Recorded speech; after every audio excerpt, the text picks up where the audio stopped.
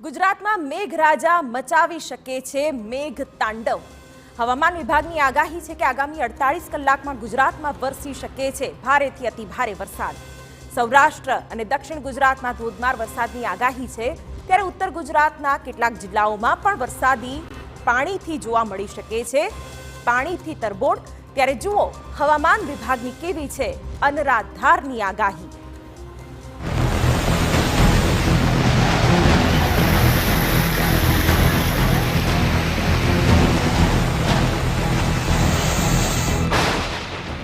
કચ્છ સૌરાષ્ટ્રમાં વરસાદ રહેશે સાંબેલાધાર।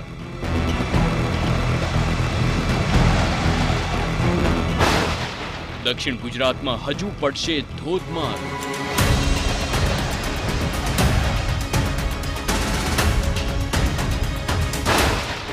અડતાલીસ કલાક હજુ વરસાદનું રેડ એલર્ટ।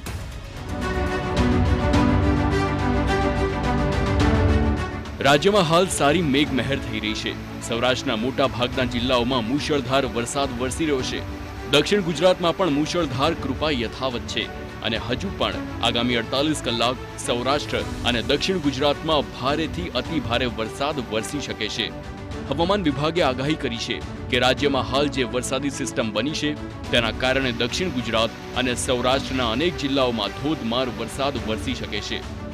સૌથી પહેલા સાંભળો શું છે હવામાન વિભાગની આગાહી, જે બાદ આપને बताવીશું કયા કયા જિલ્લાઓમાં મેઘો મૂશળધાર રીતે વરસશે। वर्तमान में जो मौसम परिस्थितियां हैं उसके अकॉर्डिंग अभी एक सीयर जोन बना हुआ है जो 20 डिग्री नॉर्थ पर है और एक ऑफ शोर ट्रफ है जो साउथ गुजरात से नॉर्थ केरला तक है। तीसरा एक सौराष्ट्र कच्छ पे साइक्लोनिक सर्कुलेशन है 8.9 किलोमीटर अबव सी लेवल और चौथा सिस्टम जो है वेस्टर्न डिस्टर्बेंस है जिसकी position 72 degree east and 32 degree north. इनके प्रभाव में आगामी 5-6 दिनों में गुजरात रीजन और सौराष्ट्र कच्छ में व्यापक वर्षा होने की संभावना है। હવે આપને બતાવીએ આગામી 48 કલાક ક્યાં ખાબકી શકે છે સૌથી વધુ વરસાદ। અમરેલી, ગીર સોમનાથ, જૂનાગઢ, દેવભૂમિ દ્વારકા, રાજકોટ, પોરબંદર, જામનગર, સુરત, નવસારી, વલસાડ, બનાસકાંઠા, સાબરકાંઠા, અરવલ્લી, દાહોદમાં ભારેથી અતિ ભારે વરસાદ વરસી શકે છે।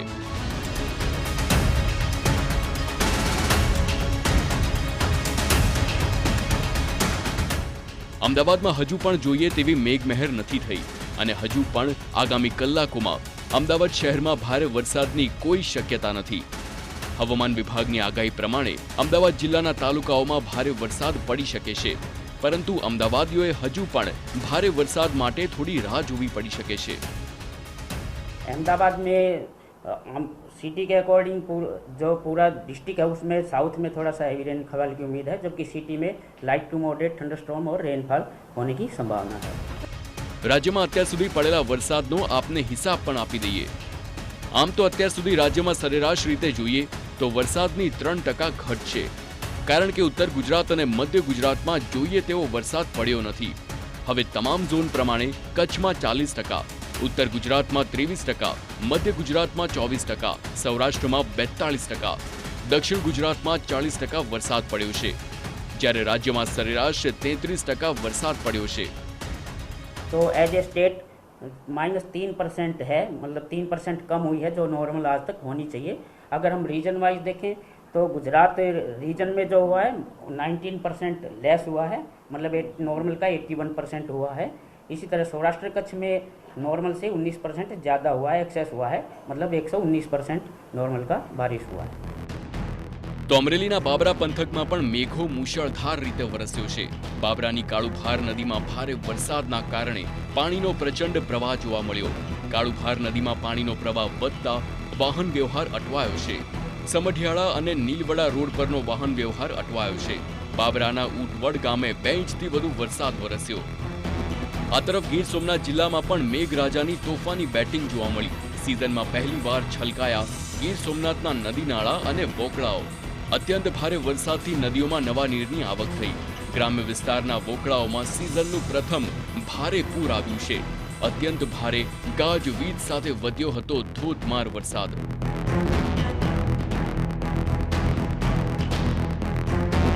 આ તરફ જૂનાગઢ જિલ્લામાં ગાજવીજ સાથે અત્યંત ભારે વરસાદ વરસ્યો। માણાવદરના ગ્રામ્ય વિસ્તારમાં મેઘરાજાની તોફાની બેટિંગ જોવા મળી. માણાવદરના બાટવા ગામથી વરસાદના ડરામણા દ્રશ્યો પણ સામે આવ્યા. બાટવા કાપડ બજારમાં જાણે નદીઓ વહેતી હોય તેવા દ્રશ્યો જોવા મળ્યા. મેઘાની તોફાની બેટિંગના કારણે બજારમાં વરસાદી પાણી ભરાયા. લોકો પણ વરસાદની મજા માણતા નજરે પડ્યા.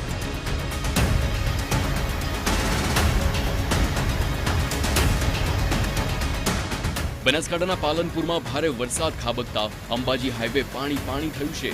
હાઈવે પર પાણી ભરાઈ જતા વાહન ચાલકો મુશ્કેલીમાં મુકાયા. 2 ઇંચ વરસાદમાં હાઈવે પાણી થઈ જતા અનેક સવાલો ઊભા થયા છે.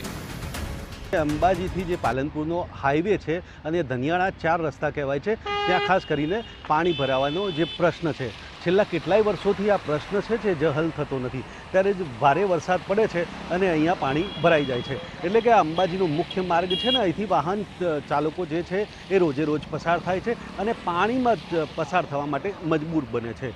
અનેક બાઇક ચાલકોના બાઇક પણ ખોટવાય છે અને અનેક વાહનો પણ અટવાય છે. સ્થાનિકો દાવો કરી રહ્યા છે કે વર્ષો જૂની સમસ્યા છતાં સમસ્યાનો કોઈ નિકાલ આવતો નથી. થોડા જ વરસાદમાં અહીં પાણી ભરાઈ જાય છે, જેના કારણે સ્થાનિકોને ભારે હાલાકીનો સામનો કરવો પડે છે. વરસાદ પડવાથી અહીંયા પાણી ભરાઈ ગયું છે. હવે મારે આવવા જવામાં હાલાકી થશે અને તેથી કોઈ નગરપાલિકાવાળા કે કોઈ પણ ટીમ સરકારની અહીંયા કામ બામ કરતી નથી. બરાબર, ગમે ત્યારે બી નોર્મલ વરસાદ બી પડે છે તો અહીંયા પાણી ભરાઈ જાય છે. અવર જવરમાં બસ છે, ઇકો છે, કોઈ પણ સાધન મોટું મારા બાજુમાંથી પ્રસાર થશે તો છોકરાઓને છાંટા પણ ઉડે છે. મેન મુખ્ય હાઈવે છે, તેઓ અવર જવર માટે પબ્લિકને ખૂબ હેરાન પડે. એટલું બધું પાણી ભરાય દર વરસાદમાં, તો આના માટે સરકારને કોઈક જોગવાઈ કરવી પડે. જિલ્લા પંચાયતને કે તાલુકા પંચાયતને જેના અંદરમાં આવતું હોય એને આ બધું નાળાનું કે કોઈ પોજવેનું કામ કરાવવું અને પબ્લિકને તકલીફ ના પડે એ માટેનું કામ કરાવવું પડે. કારણ કે પબ્લિક હેરાન થાય છે બહુ. મેન હાઈવે છે, તો અવર જવરનું ટ્રાફિક બહુ રહેશે. આ તરફ અરવલ્લીમાં ભારે વરસાદના કારણે વાત્રક નદીમાં પાણીની ભરપૂર આવક થઈ છે. અરવલ્લી જિલ્લામાં ધોધમાર વરસાદ પડતા અને ઉપરવાસના વરસાદના કારણે વાત્રક નદી 2 કાંઠે થઈ છે.